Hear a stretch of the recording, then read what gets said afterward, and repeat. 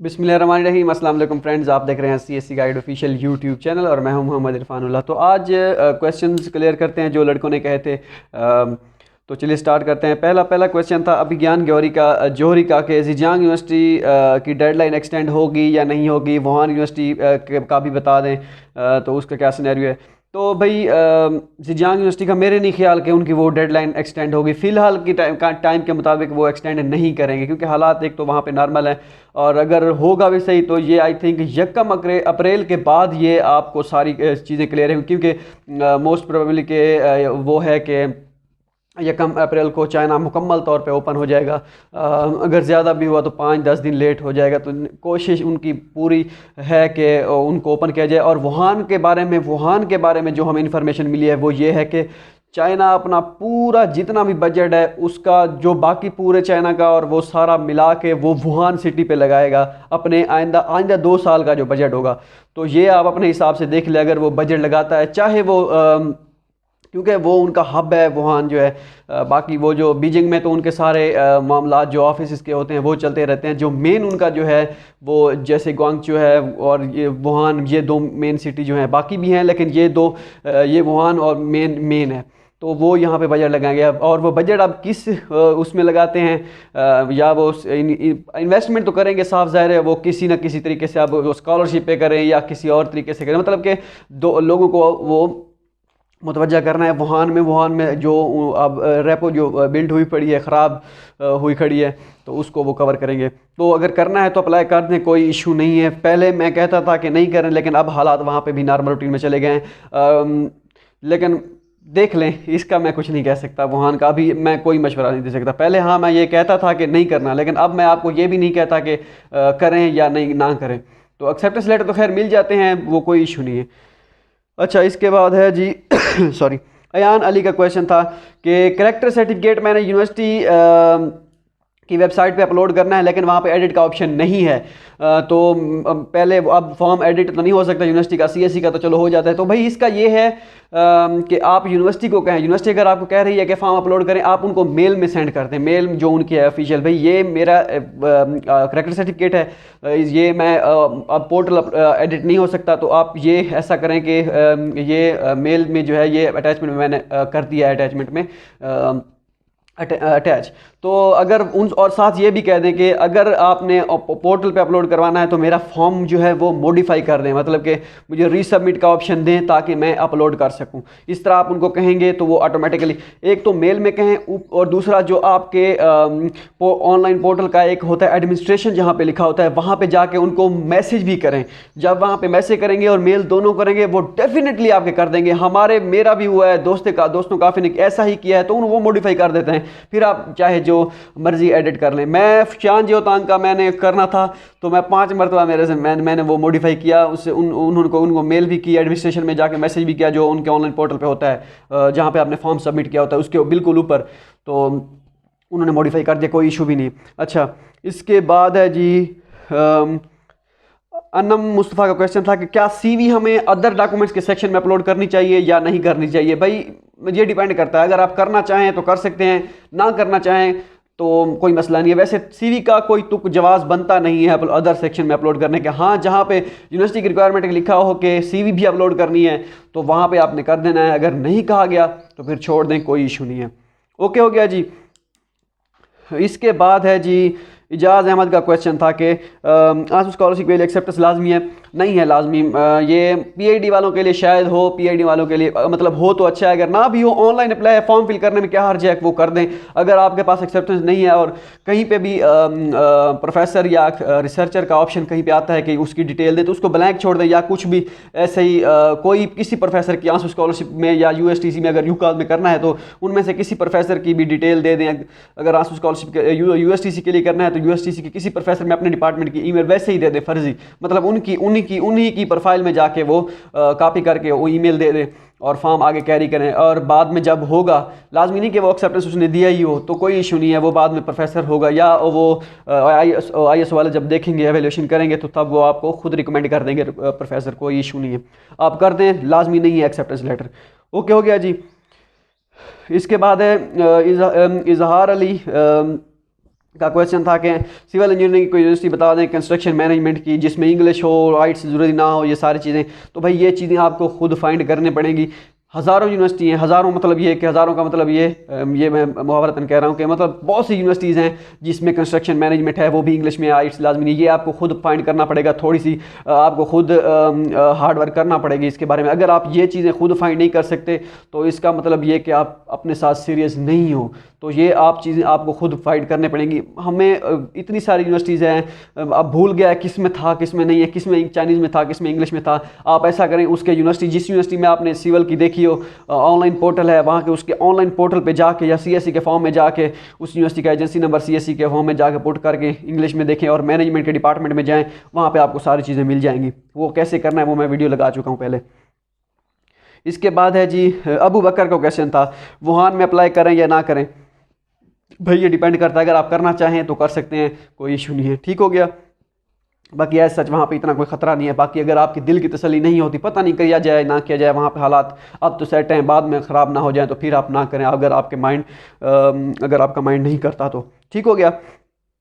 इसके बाद है जी अदरान आबिद का क्वेश्चन था कि रिकमेंडर, गारंटर इन्फॉर्मेशन, वो सारी चीज़ें इसमें क्या लिखना है, ये मैं वीडियोस में बता चुका हूँ कि क्या लिखना है, वो आप वीडियोस जाके देख सकते हैं, ठीक हो गया। क्योंकि अब मैं अगर बताने लग जाऊँ तो टाइम काफ़ी सारा लग जाएगा, तो फिर लड़के कहेंगे इतनी लंबी वीडियो बन गई है। अच्छा, प्रेसिडेंशियल स्कॉलरशिप की लिमिट है या नहीं है, या सीएससी में का जो हॉस्टल का ऑप्शन होता है, कि मतलब कि सीएससी का वैसे हॉस्टल का ऑप्शन होता नहीं है, तो अगर हो तो वो क्या खुद पे करना चाहिए या यूनिवर्सिटी वालों को खुद दे देना चाहिए। पता नहीं है सीएससी का हॉस्टल का ऑप्शन कहाँ पे है, मैंने तो अभी तक नहीं देखा। अगर कहीं पे होता भी है वो यूनिवर्सिटी पे छोड़ दें, यूनिवर्सिटी खुद ही डॉर्मेट्री आपको सारा देगी। सीएससी स्कॉलरशिप जो भी मिलती है उसमें डॉर्मेट्री फ्री होती है, सब चीज़ फ्री होती है, आपको किसी चीज़ की टेंशन नहीं होती। बाकी प्रेसिडेंट स्कॉलरशिप के लिए, ये अबू बकर का क्वेश्चन था, प्रेसिडेंट स्कॉलरशिप के लिए कोई लिमिट नहीं है, आप जितनी मर्जी प्रेसिडेंशियल स्कॉलरशिप के लिए अप्लाई करें। ओके हो गया।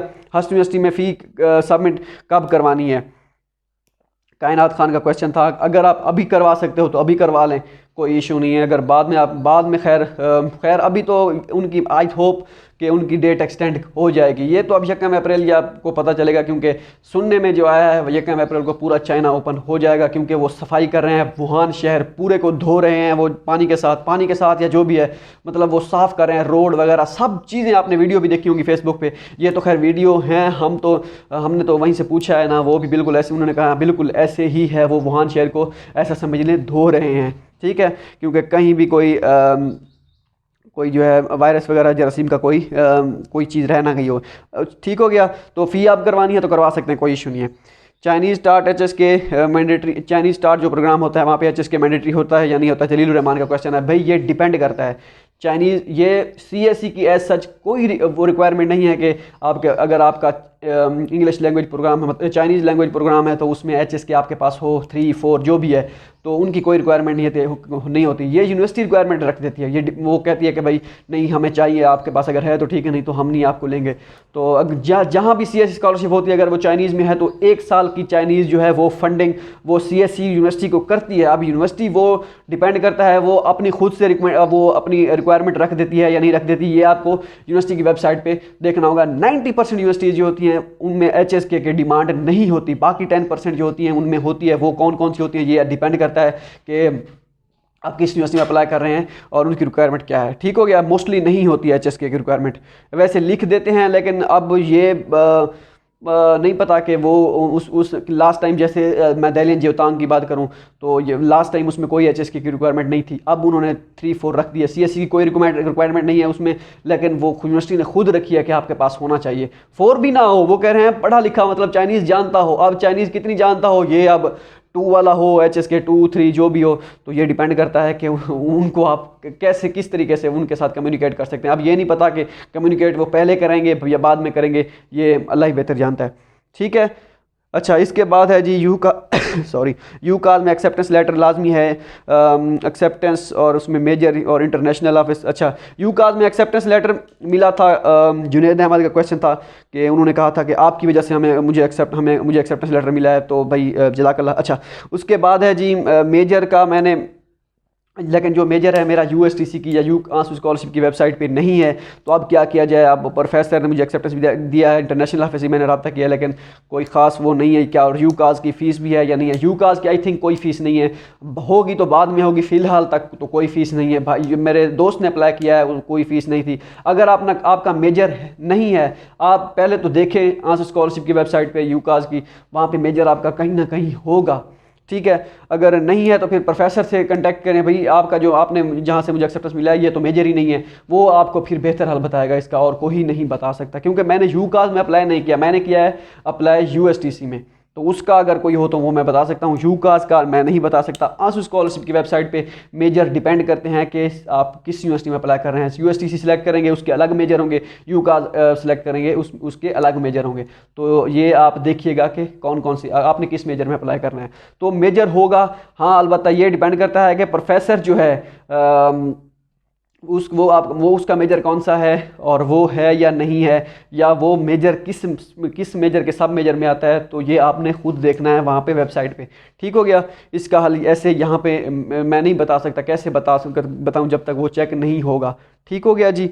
तो अब ये भी नहीं पता कि सॉरी आपका मेजर कौन सा है। ओके हो गया। इसके बाद प्रेसिडेंशियल स्कॉलरशिप के लिए डायरेक्टली अप्लाई करना होता है या सीएससी स्कॉलरशिप, सीएससी का फॉर्म भी फिल करना होता है। भाई सीएससी का प्रेसिडेंशियल स्कॉलरशिप के साथ कोई ताल्लुक नहीं है, उसका भी अलग एक प्रेसिडेंशियल स्कॉलरशिप का भी अलग रूल है। कुछ यूनिवर्सिटीज़ होती हैं वो कहती हैं उनका फॉर्म होता है अलग प्रेसिडेंशियल स्कॉलरशिप के लिए, वो फॉर्म ऑनलाइन पोर्टल पर नहीं होता, वैसे एक उनकी वेबसाइट पर दिया होता है, वो आपने फिल करके यूनिवर्सिटी को सेंड करना होता है, भेजना होता है और डॉक्यूमेंट्स के साथ। वो अब मेल में वो उनकी रिक्वायरमेंट हो वो भेजें, वो लें या एक्सेप्ट करें या उनको डॉक्यूमेंट सेंड करें। और मोस्टली जो होती हैं 80% यूनिवर्सिटी जो होती हैं उनका जो होता है वो ऑनलाइन पोर्टल का सिस्टम होता है, आपने वहीं पे प्रेसिडेंशियल स्कॉलरशिप का फॉर्म फिल करना होता है, और अगर वो डॉक्यूमेंट्स रिक्वायर्ड हैं तो वही प्रेसिडेंशियल का फॉर्म प्रिंट आउट करके बाकी सारे डॉक्यूमेंट्स अटैच करके यूनिवर्सिटी को सेंड करने होते हैं। और बाकी सीएससी का कोई चक्कर नहीं है, प्रेसिडेंशियल स्कॉलरशिप के साथ कुछ भी नहीं है सीएससी का। ओके हो गया। इसमें आप जितनी मर्जी प्रेसिडेंशियल स्कॉलरशिप के लिए अप्लाई कर सकते हैं।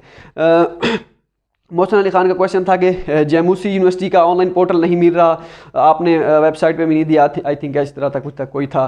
भाई जेएमयूसी यूनिवर्सिटी का सीएससी के अलावा और यूनिवर्सिटी पोर्टल नहीं है, सिर्फ और सिर्फ सीएससी फॉर्म ही फिल करना है और कुछ नहीं करना।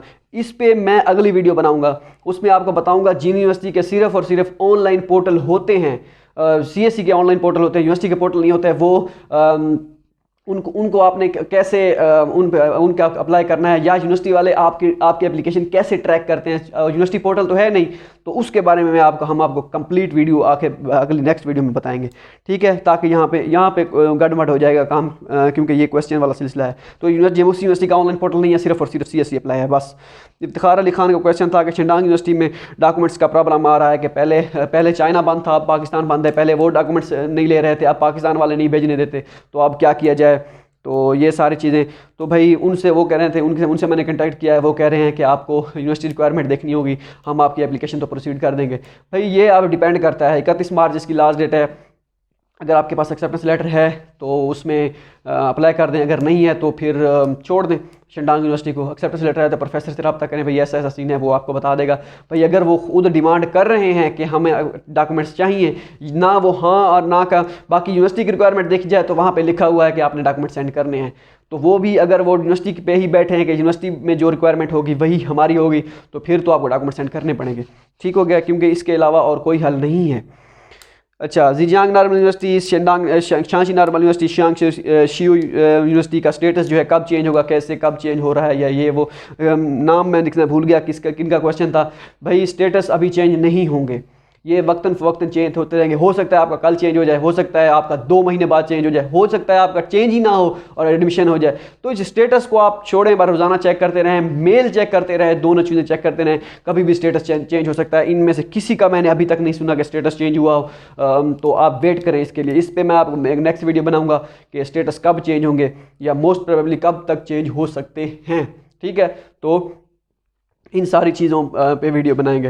होप सो ये सारी चीज़ें आपको पसंद आई होंगी। मिलते हैं अगली वीडियो में, दुआ में याद रखिएगा। अल्लाह हाफिज़।